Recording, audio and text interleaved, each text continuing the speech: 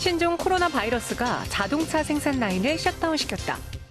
중국산 부품 조달이 원활하지 않아 결국 자동차 공정 일부가 정지된 것인데 공장 가동 재개 전망과 이 시기 자동차 최선 호주는 무엇이며 투자 전략은 어떻게 세워야 할지 집중 점검해본다.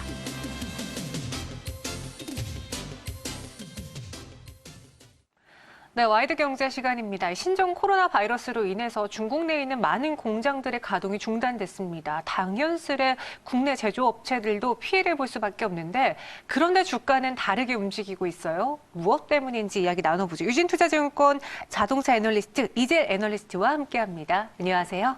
안녕하십니까? 네, 안녕하세요.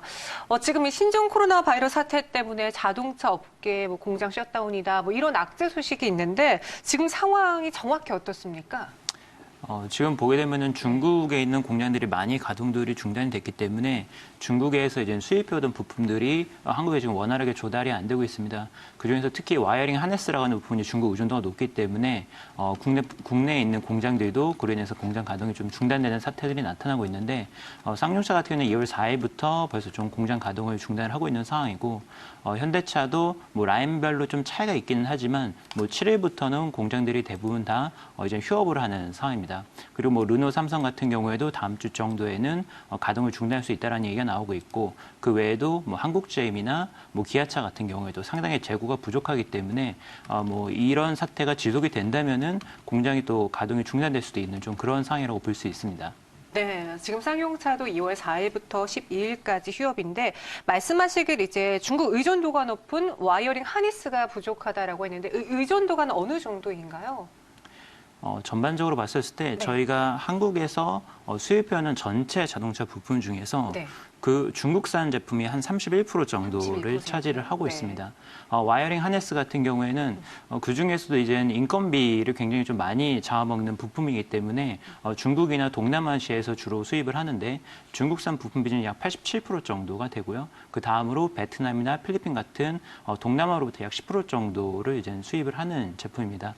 그래서 그래서 이제 중국 의존도가 상당히 높은데 네. 사실 중국이 글로벌리 봤었을 때 가장 큰 최대 자동차 생산국이고 그리고 한국하고 지리적으로 또 인접해 있기 때문에 자연스럽게 또 중국 의존도가 높을 수밖에 없습니다. 그래서 중국이 이런 식으로 계속해서 공장 가동이 중단이 된다면은 한국 업체들도 영향을 받을 수밖에 없는 그런 상황입니다. 지금 중국의 의존도가 87%로, 그러니까 와이어링 하네스 수입의 경우에는 상당 부분을 차지하고 있는 상황인데 그렇게 되면 걱정을 할 거예요. 공장 문이 닫혀? 그럼 생산도 줄겠네?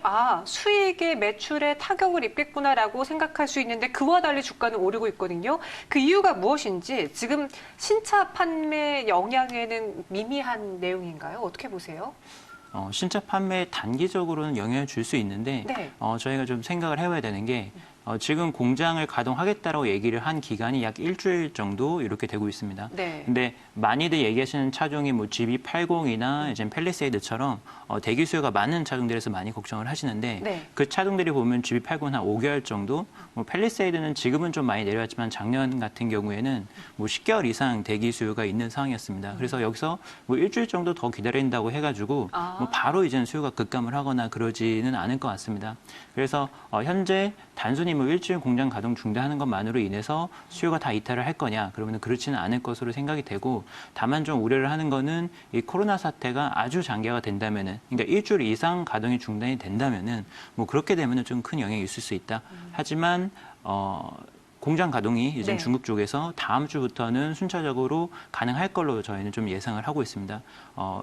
후베이성하고 이제 우한시 같은 지역 같은 경우에는 한 일주일 정도 더 공장의 가동이 중단이 될 것 같은데 아마 그 외의 지역들 같은 경우에는 다음 주부터는 순차적으로 공장 가동이 될 거기 때문에 국내에서 공장 가동 차질도 일주일 정도 이 정도로 제한적으로 보고 있습니다. 신차의 효과에는 큰 타격이 없을 것이다라고 했고요. 그래서 그런지 지금 주가는 현대차가 4에서 5% 올라주고 있고 이 기간 동안 전체적인 시장이 막 폭락하고 급락하는 동안에도 조정이 그리 크진 않았거든요. 최근에 GV80이란 신차에 대한 기대감이 있고 또 실적에 대한 기대도 있습니다. 현재 현대차 3대장을 봤을 때 4분기 실적은 어땠는지 또 1분기도 전망을 미리 해보자면요. 4분기 실적 같은 경우는 현대차는 기대 이상의 실적을 보여줬었고 네. 현대차를 제외한 나머지 부품사나 기아차 같은 경우에는 대부분 실적 컨센서스에 부합하는 실적을 정도죠. 네. 보여줬다라고 볼 수 있습니다. 그래서 현대차가 굉장히 우려가 좀 컸었는데 기대를 상회를 하면서 좀 추세가 많이 좀 상승 쪽으로 이제 네. 전환을 하기 시작을 했고요.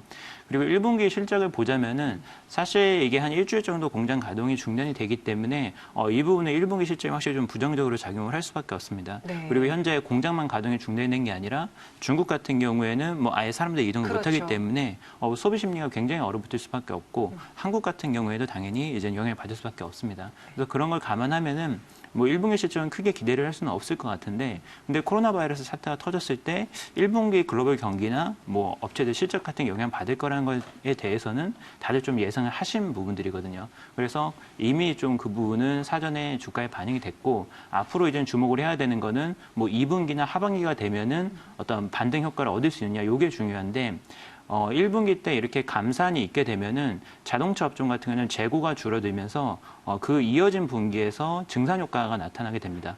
재고가 줄어들고 이제 재고를 채우는 수요까지 2분기 때 쏠리면서 1분기는 실적이 낮지만 2분기 때는 V자로 이제 실적이 올라오는 상황이 되기 때문에 오히려 1분기 때 악재를 털고 가면서 2분기 때 실적을 좀 크게 기대를 할 수 있는 상황이기 때문에 크게 우려라기보다는 좀 기대 요인이 더 많다라고 생각이 되고요. 그리고 중국 정부 같은 경우에도 이제 이 사태가 어느 정도 해결이 되면은 꺾인 소비 심리를 살리기 위해서 부양책들이 나올 수밖에 없습니다. 그러면은 또 수요가 진작에 될 거기 때문에 그 부분에 좀 포커스를 맞출 필요가 있다 이렇게 보고 있습니다. 네. 그럼 좀 쉽게 우리 투자자분들이 투자하는 데 있어서 판단이 용이하게 애널리스트님께서 좀 간단하게 말씀해 주신다면 올해 자동차 업황의 투자 포인트 매력도는 한 100점 만점에 몇 점 정도인지 포트 안에 관련 종목들 담아가는 거에 대해서 좋게 생각하시나요? 올해 뭐 포트 안에 담아가는 것에 대해서 이제는 네. 긍정적으로 생각을 하고 있습니다. 100점으로 본다면은 네. 뭐 업체마다 차이가 있는데 75점 정도 이렇게 생각을 하고 있습니다. 네. 뭐 이렇게 약간 뭐 아주 세게 말씀드리지 않는 이유는 올해 이제 완성차를 중심으로 해서 실적 개선이 상당히 큰 폭으로 될 것으로 기대를 하고는 있지만 사실 지금 글로벌 상황을 봤었을 때 전기차나 아니면 수소차라든지 이제 자동차 산업의 대변혁이 또 동시에 진행이 되고 있기 때문에 밑에 있는 1차 벤더들부터 2차, 3차 벤더들 같은 경우에는 취급하는 품목에 따라서 수혜를 보는 정도가 좀 차이가 있을 수밖에 없습니다. 그래서 현대차나 기아차 같은 완성차에 대해서는 상당히 좀 긍정적으로 보고 있고 밑에 있는 부품사들은 어떤 품목들을 취급을 하느냐. 전기차나 자율주행차 같은 미래차에 관련된 품목들을 생산하냐 안 하냐에 따라서 좀 희비가 엇갈릴 걸로 좀 이렇게 생각을 하고 있습니다. 그럼 상대적으로 친환경 자동차의 타격은 적은 건가요? 친환경차를 보게 되면은 네. 아무래도 친환경차는 물론 올해도 큰 폭으로 이제 판매가 증가를 할 것으로 생각을 하지만 네. 아직까지는 이제 차지하고 있는 퍼센테이지 비중이 크지는 네. 않죠. 그래서 전체 시장에 연동이 되기보다는 여전히 전년 대비해서는 큰 폭의 성장세를 유지를 하고 있는 걸로 이렇게 좀 생각이 되고요. 네. 그리고 중장기 성장성에 대해서 다들 또 많이 기대를 하십니다. 네. 그러니까 당장의 판매보다는 앞으로의 성장성, 그렇죠. 미래 가치를 보는 거기 때문에 이런 내연기관차 밸류체인보다는 좀 이런 단기적인 사태에 좀 더 영향을 받는다고 볼 수 있습니다. 마지막으로 총 평점은 이제 100점 만점에 75점 주셨잖아요. 그 안에서 더 높은 점수를 받을 수 있는 최선우주도 골라주세요. 네. 네. 최선우주는 이제 현대차를 추천을 드립니다. 뭐 가장 큰 이유는 GB80이라는 제네시스 SUV가 올해 처음으로 출시가 됐다는 점이 이제 가장 큰 매력 포인트로 볼 수 있고요. 그리고 앞서 말씀드린 것처럼 현대차나 기아차 같은 완성차들은 올해 실적이 개선이 될 것으로 생각을 하고 있습니다. 현대차는 5% OPM 영업이익 타겟을 말이 얘기를 했는데 뭐 그 부분은 충분히 올해 뭐 몇 가지 이슈들이 있기는 하지만 달성 가능한 수준으로 좀 이렇게 생각을 하고 있고요.